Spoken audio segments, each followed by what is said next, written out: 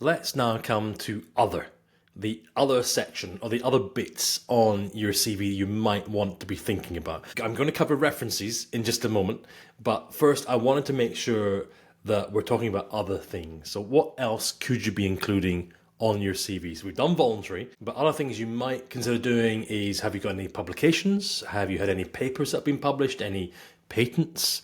Anything that is of interest or relevant to the employer about you. Now, you'll often see people having a section at the end of the CV that will say interests. And this is very, very popular when you're a graduate or when you're a student early in your career, when you're wanting to make sure you're defined differently against many other graduates who've got the same, right? So if you're applying for a law degree or a law training course, so for example, if you're applying for one particular role, chances are you've all got a similar type of degree, you've all got a similar profile from university. How do you differentiate yourself? And you can do that in your experience, in your voluntary sections, and then in the other. Now, I'm not suggesting there's a title called other, but just below, toward the end of the CV, you could have interests. Now, this is very popular, as I say, for graduates because that's where you're defining yourself against the other people that are applying for the role. Now, on interests, you might want to say swimming, running. You can say, I'm part of a running club. I have a black belt in karate. These kind of things, right? And there is absolutely nothing wrong with this. It is really useful from a personality standpoint to include things about you. Sometimes I include it in my CV, sometimes not. A lot of the time, the organizations I'm dealing with, they just want the facts. Just tell me, just you, experience, go, right? We don't want anything else. But now and again, especially if you're applying for a permanent role, we are looking for individuals that have a bit of something about them, right? We get the experience, that's great. We do some interesting voluntary work, and what fascinating interests. Often, interests can be a hook for the employer to go, right, let's speak to them. And in some cases, that interest, that unusual or stimulating interest, that can be a defining factor. I have seen this where the individual, for example, someone said, oh look, they trade crypto. That's interesting. Or they trade crypto, we don't want them, right? Because that's the other negative, right? The challenge with interest is you're putting yourself out there. Yes, it's not necessarily a hiring criteria, anything to do with interests.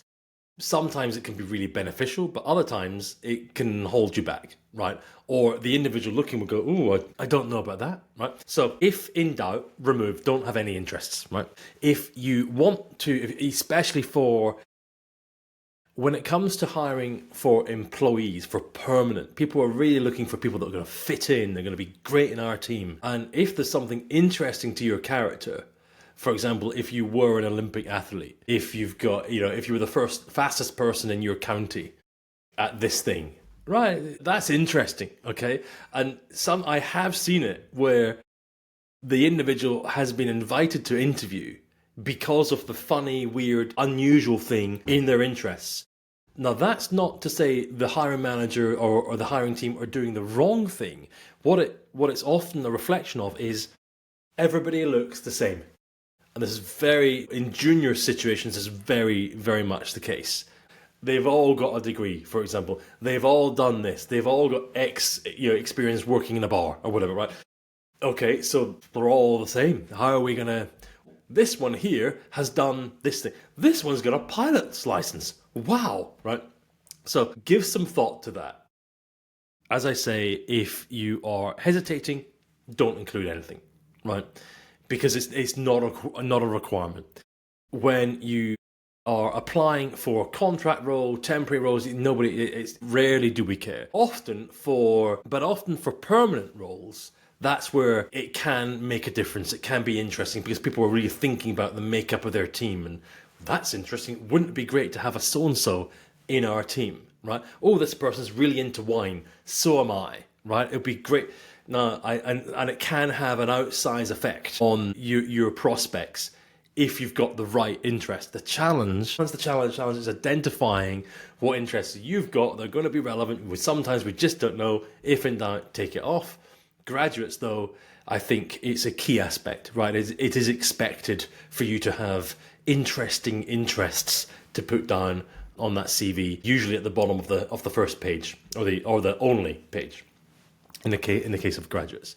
So other things to think about: publications. So if you have contributed some articles, if you are a regular editor or contributor, you could be providing links. You could be providing links to the publication. If you have a sizable social following that's relevant, ideally relevant. LinkedIn, for example, you could say, 3,000 followers on LinkedIn, or do you run a LinkedIn newsletter that's quite relevant to the topic that evidences why you're good, or why you've got additional knowledge. Do you run a podcast? So often you'll see individuals running a particular podcast that might be very, very industry specific, but that's something you might want to put down on your CV to evidence that you've got that capability. Sometimes some roles will say, we are expecting, it would be advantageous if you can demonstrate you've spoken at conferences, that you are active in the community of data analysis or whatever.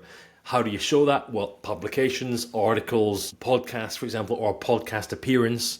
But of course, you can also be highlighting you've spoken at events. So that's another additional thing. You could have a section, and for the longest time I have had a section on my CV that says public speaking. And because a lot of the roles I've been doing have required, it says you must, we're expecting you to be a public speaker. So therefore, I actually put down in reverse chronological order how, what did I speak about? Where did I do it? Right? So title of presentation, then the name of the event, the city name, and so on, just because it looks interesting and dynamic when I say Abu Dhabi and Dubai and Copenhagen, right? Okay, it's just perception.